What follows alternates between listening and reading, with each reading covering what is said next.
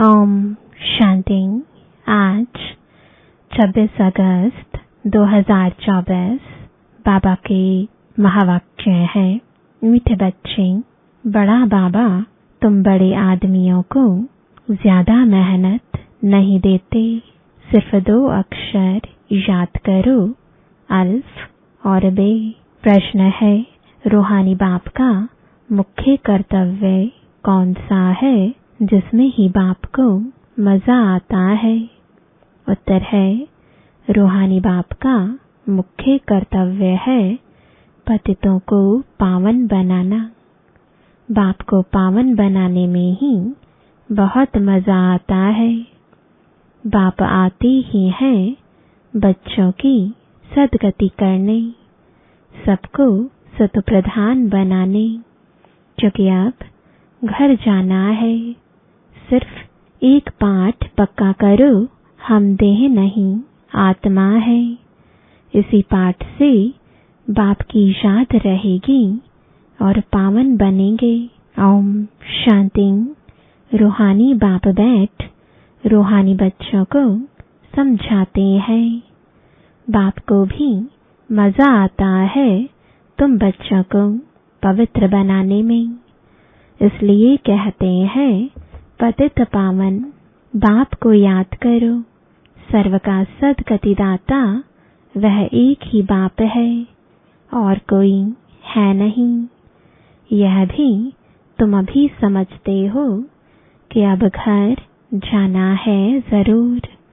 पुरुषार्थ ज्यादा करने के लिए बाप कहते हैं, याद की यात्रा जरूरी है। याद से ही पावन बनेंगे। फिर है पढ़ाई। पहले अल्फ बाप को याद करो, पीछे यह बादशाही जिसके लिए तुमको डायरेक्शन देते हैं। तुम जानते हो 84 जन्म कैसे लेते हैं। सतप्रधान से तमो प्रधान बनते हैं। सीढ़ी नीचे उतरना होता है। अब फिर सतप्रधान बनना है। सतयुग है पावन दुनिया, वहाँ एक भी पतित नहीं। सतयुग में यह बातें होती नहीं। मूल बात है पावन बनने की। अभी तो पवित्र बनो, तभी नई दुनिया में आएंगे और राज्य करने के लायक बनेंगे। सबको पावन बनना ही है, वहाँ पतित होते ही नहीं। जो अभी सतप्रधान बनने का पुरुषार्थ करते हैं, वही पावन दुनिया के मालिक बनेंगे। मूल बात ही एक है। बाप को याद करने से सतप्रधान बनना है। बाप कोई ज्यादा मेहनत नहीं देते हैं। सिर्फ कहते हैं, अपने को आत्मा समझो। बार बार कहते हैं, पहले यह पाठ पक्का करो, हम देह नहीं हम आत्मा है। बस बड़े आदमी जास्ती नहीं पढ़ते हैं, 2 अक्षर में ही सुना देते हैं। बड़े आदमी को तकलीफ नहीं दी जाती है। तुम जानते हो सतप्रधान से तमो प्रधान बनने में कितने जन्म लगे हैं। 63 जन्म नहीं कहेंगे, 84 जन्म लगे हैं। यह तो निश्चय है ना, हम सतप्रधान थे। स्वर्गवासी अर्थात सुखधाम के मालिक थे। सुखधाम था जिसको ही आदि सनातन देवी देवता धर्म कहा जाता है। थे वह भी मनुष्य, सिर्फ दैवी गुण वाले थे। इस समय है आसुरी गुण वाले मनुष्य। यह तो शास्त्रों में लिख दिया है कि असुरों और देवताओं की युद्ध लगी, तब देवताओं का राज्य स्थापन हुआ। यह तो बाप समझाते हैं, तुम पहले असुर थे। बाप ने आकर ब्राह्मण बनाए। ब्राह्मण से देवता बनाने की युक्ति बताई है। बाकी असुरों और देवताओं की लड़ाई की तो बात ही नहीं। देवताओं के लिए कहा जाता है अहिंसा परमो धर्म। देवता कभी लड़ाई थोड़े ही करते, हिंसा की बात हो ना सके। सतयुग में दैवी राज्य में लड़ाई कहाँ से आई? सतयुग के देवता यहाँ आकर असुरों से लड़ेंगे या असुर वहाँ देवताओं के पास जाकर लड़ेंगे? हो नहीं सकता। यह है पुरानी दुनिया, वह है नई दुनिया। फिर लड़ाई कैसे हो सकती? भक्ति मार्ग में तो मनुष्य जो सुनते हैं वह सत सत करते रहते हैं। कोई की बुद्धि नहीं चलती है, बिल्कुल ही पत्थर बुद्धि है। कलयुग में पत्थर बुद्धि, सतयुग में पारस बुद्धि होते हैं। राज्य ही है पारसनाथ का, यहाँ तो राज्य है नहीं। द्वापर के राजाएं भी अपवित्र थे। रत्न जड़ित ताज था, लाइट का नहीं, अर्थात पवित्रता नहीं थी। वहाँ सब पवित्र थे। इसका मतलब यह नहीं कि लाइट कोई ऐसे ऊपर खड़ी रहती है, नहीं। चित्र में पवित्रता की निशानी लाइट दिखाई है। इस समय तुम भी पवित्र बनते हो। तुम्हारी लाइट कहाँ है यह तुम जानते हो। बाप से योग रख पवित्र बनते हैं। वहाँ विकार का नाम नहीं। विकारी रावण राज्य ही खत्म हो जाता है। यहाँ रावण दिखाते हैं यह सिद्ध करने के लिए कि अभी रावण राज्य है। रावण को हर वर्ष जलाते हैं परंतु जलता नहीं है। तुम उन पर विजय पाते हो, फिर यह रावण होगा ही नहीं। तुम हो अहिंसक, तुम्हारी विजय योग बल से होती है। याद की यात्रा से तुम्हारे जन्म जन्मांतर के सब विकर्म विनाश होने हैं। जन्म जन्मांतर अर्थात कब से, विकर्म कब शुरू होते हैं? पहले पहले तो तुम आदि सनातन देवी देवता धर्म वाले ही आए हो। सूर्यवंशी फिर चंद्रवंशी में दो कला कम हो जाती है, फिर आहिस्ते आहिस्ते कला कम होती जाती है। अब मूल बात है बाप को याद कर सतु प्रधान बनना है। जो कल्प पहले सतु प्रधान बने थे वही बनेंगे, आते रहेंगे। नंबरवार तो होते हैं, फिर ड्रामा अनुसार जब आएंगे तो भी नंबरवार ऐसे ही आएंगे, आकर जन्म लेंगे। ड्रामा कितना विचित्र बना हुआ है, इसको जानने के लिए भी समझ चाहिए। जैसे तुम नीचे उतरे हो, अब फिर चढ़ना है। नंबरवार ही पास होंगे, फिर नंबरवार नीचे आएंगे। तुम्हारी एम ऑब्जेक्ट है सतु प्रधान बनने की। सब तो फुल पास नहीं होते हैं, 100 मार्क्स से फिर कम कम होते जाते हैं। इसलिए बहुत पुरुषार्थ करना है। इस पुरुषार्थ में ही फेल होते हैं। सर्विस करना तो सहज है।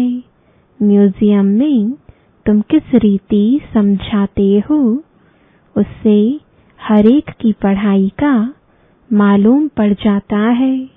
हेड टीचर देखेगा कि यह ठीक नहीं समझाते हैं तो खुद जाकर समझाएंगे, आकर मदद करेंगे। 1-2 गार्ड रखे जाते हैं जो देखते हैं यह ठीक समझाते हैं। कोई कुछ पूछता है तो मूझ तो नहीं जाते। यह भी समझते हैं सेंटर की सर्विस से प्रदर्शनी की सर्विस अच्छी होती है। प्रदर्शनी से म्यूजियम में अच्छी होती है। म्यूजियम में शो करते हैं अच्छी तरह से, फिर जो देख कर जाते हैं औरों को सुनाते रहेंगे। यह तो पिछाड़ी तक चलता रहेगा। यह गॉडफादरली वर्ल्ड यूनिवर्सिटी अक्षर अच्छा है। इसमें मनुष्य का तो नाम ही नहीं। इनका उद्घाटन कौन करता है? बाप ने कहा है तुम बड़े आदमियों से उद्घाटन कराते हो तो बड़े का नाम सुनकर बहुत आते हैं, एक के पिछाड़ी ढेर आ जाएंगे।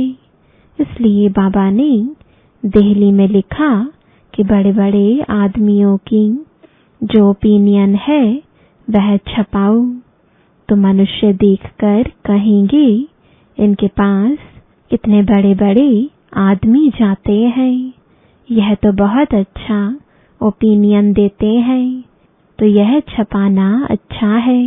इसमें और तो कोई जादू आदि की बात नहीं।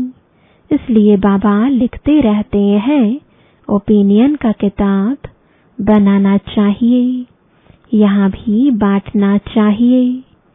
गाया जाता है झूठी काया झूठी माया झूठा सब संसार। इसमें सब आ जाते हैं। बहुत है जो कहते हैं यह रावण राज्य राक्षस राज्य है। पहले तो जिनका राज्य है उनको ख्याल आना चाहिए। कहते हैं हम पतितों को पावन बनाओ, तो पतित पने में सब कुछ आ गया। सब कहते हैं हे पतित पावन, तो जरूर पतित ठहरे ना। तुमने यह चित्र भी राइट बनाया है कि पतित पावन परमपिता परमात्मा है। यह सब नदी नाले अमृतसर में भी तालाब है, पानी सारा मैला हो जाता है, उसको वो लोग अमृत का तालाब समझते हैं। बड़े बड़े राजे लोग अमृत समझ तालाब साफ करते हैं, इसलिए नाम ही रखा है अमृतसर। अब अमृत तो गंगा जी को भी कहते हैं। पानी इतना गंदा हो जाता है, बात मत पूछो। बाबा का इन नदियों आदि में स्नान किया हुआ है, बहुत गंदा पानी होता है। फिर मिट्टी उठाकर लगाते हैं। बाबा अनुभवी है ना, शरीर भी पुराना अनुभवी लिया है। इन जैसा अनुभवी कोई होगा नहीं। बड़े बड़े वाइसरॉय किंग्स आदि से भी मुलाकात करने का अनुभव था। ज्वार बाजरी भी बेचते थे। बस 4-6 आना कमाया तो खुश हो जाते थे बचपन में। अब तो देखो कहाँ चले गए। गावड़े का छोरा फिर क्या बनते हैं। बाप भी कहते हैं मैं साधारण तन में आता हूँ। यह अपने जन्मों को नहीं जानते हैं, कैसे 84 जन्म ले पिछाड़ी में छोरा बना। यह बाप बैठ समझाते हैं। चरित्र न श्री कृष्ण के हैं न कंस के हैं। मटकी फोड़ना आदि यह सब तो श्री कृष्ण के चरित्र हो नहीं सकते। बाप देखो कितना सिंपल बताते हैं। मीठे मीठे बच्चों, उठते बैठते तुम सिर्फ माँ में कम याद करो। मैं ऊंच ते ऊंच सभी आत्माओं का बाप हूँ। तुम जानते हो हम सब ब्रदर्स हैं, वह बाप है।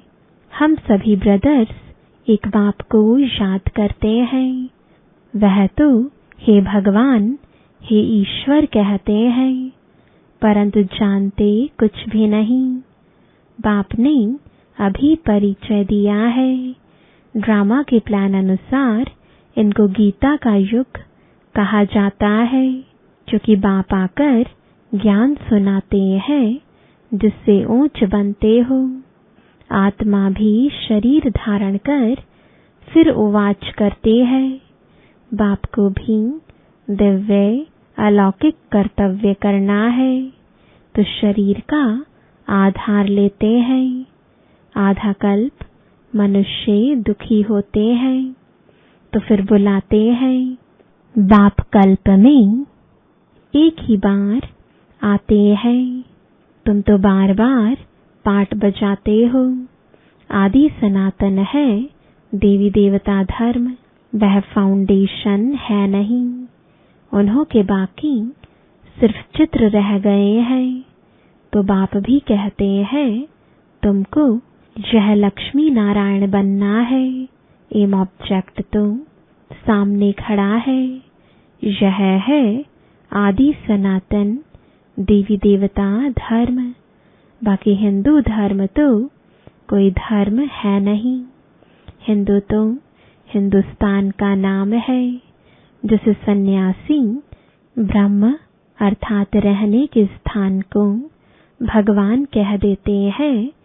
वैसे यह फिर रहने के स्थान को अपना धर्म कह देते हैं। आदि सनातन कोई हिंदू धर्म थोड़े ही था। हिंदू तो देवताओं के आगे जाकर उनको नमन करते हैं, महिमा गाते हैं। जो देवता थे वही हिंदू बन गए। धर्म भ्रष्ट कर्म भ्रष्ट हो गए हैं और सभी धर्म कायम है। यह देवता धर्म ही प्राय लोप है। आपे ही पूज्य थे, फिर पुजारी बन देवताओं की पूजा करते हैं। कितना समझाना पड़ता है। श्री कृष्ण के लिए भी कितना समझाते हैं। वह स्वर्ग का पहला प्रिंस है, तो 84 जन्म भी उनसे ही शुरू होंगे। बाप कहते हैं बहुत जन्मों के अंत के भी अंत में मैं प्रवेश करता हूँ, तो उसका जरूर हिसाब तो बताएंगे ना। यह लक्ष्मी नारायण ही नंबर 1 में आए थे, तो जो पहले हैं वही फिर लास्ट में जाएंगे। सिर्फ एक कृष्ण तो नहीं था ना, और भी तो विष्णु वंशावली थे। इन बातों को तुम अच्छी रीति जानते हो। यह फिर भूल नहीं जाना है। अभी म्यूजियम तो खुलते रहते हैं, बहुत खुल जाएंगे।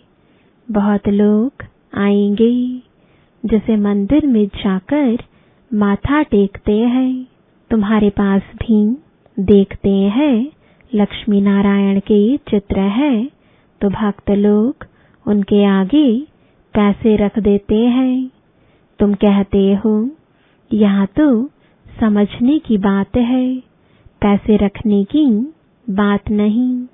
अभी तुम शिव के मंदिर में जाओ तो पैसे रखेंगे क्या? तुम जाएंगे समझाने की एम से, क्योंकि तुम इन सब की बायोग्राफी को जानते हो। मंदिर तो बहुत है, मुख्य है शिव का मंदिर। वहाँ औरों की मूर्तियां क्यों रखते हैं? सबके आगे पैसे रखते जाएंगे तो आमदनी होगी, तो वह शिव का मंदिर कहेंगे, वह शिव परिवार का मंदिर कहेंगे। शिव बाबा ने यह परिवार स्थापन किया। सच्चा सच्चा परिवार तो तुम ब्राह्मणों का है। शिव बाबा का परिवार तो सालीग्राम है। फिर हम भाई बहन का परिवार बन जाते हैं। पहले भाई भाई थे, फिर बाप आते हैं तो भाई बहन बनते हैं। फिर तुम सतयुग में आते हो तो वहाँ परिवार और बड़ा होता है, वहाँ भी शादी होती है तो परिवार और वृद्धि को पाता है। घर अर्थात शांति धाम में रहते हैं तो हम भाई हैं, एक बाप है। फिर यहाँ प्रजापिता ब्रह्मा की संतान भाई बहन है और कोई नाता नहीं है। फिर रावण राज्य में बहुत वृद्धि होती जाती है। बाप सब राज समझाते रहते हैं, फिर भी कहते हैं मीठे मीठे बच्चों, बाप को याद करो तो जन्म जन्मांतर के पापों का बोझा उतर जाएगा। पढ़ाई से पाप नहीं कटेंगे, बाप की याद ही मुख्य है। अच्छा, मीठे मीठे सिकिलदे बच्चों प्रति माता पिता बाप दादा का याद प्यार और गुड मॉर्निंग। रूहानी बाप की रूहानी बच्चों को नमस्ते। रूहानी बच्चों की रूहानी बाप दादा को गुड मॉर्निंग और नमस्ते। धारणा के लिए मुख्य सार है, पहला, फुल मार्क्स से पास होने के लिए अपनी बुद्धि को सत्प्रधान पारस बनाना है। मोटी बुद्धि से महीन बुद्धि बन ड्रामा के विचित्र राज को समझना है। दूसरा, अभिबाप समान दिव्य और अलौकिक कर्म करने हैं। डबल अहिंसक बन योग बल से अपने विकर्म विनाश करने हैं। वरदान है, कर्म और योग के बैलेंस द्वारा ब्लेसिंग का अनुभव करने वाले कर्मयोगी भव। कर्मयोगी अर्थात हर कर्म योग युक्त हो। कर्मयोगी आत्मा सदा ही कर्म और योग का साथ अर्थात बैलेंस रखने वाली होगी। कर्म और योग का बैलेंस होने से हर कर्म में बाप द्वारा तो ब्लेसिंग मिलती ही है, लेकिन जिसके भी संबंध संपर्क में आते हैं उनसे भी दुआएं मिलती हैं। कोई अच्छा काम करता है तो दिल से सबके लिए दुआएं निकलती हैं कि बहुत अच्छा है। बहुत अच्छा मानना ही दुआएं हैं। स्लोगन है, सेकंड में संकल्पों को स्टॉप करने का अभ्यास ही कर्मातीत अवस्था के समीप लाएगा। ओम शांति।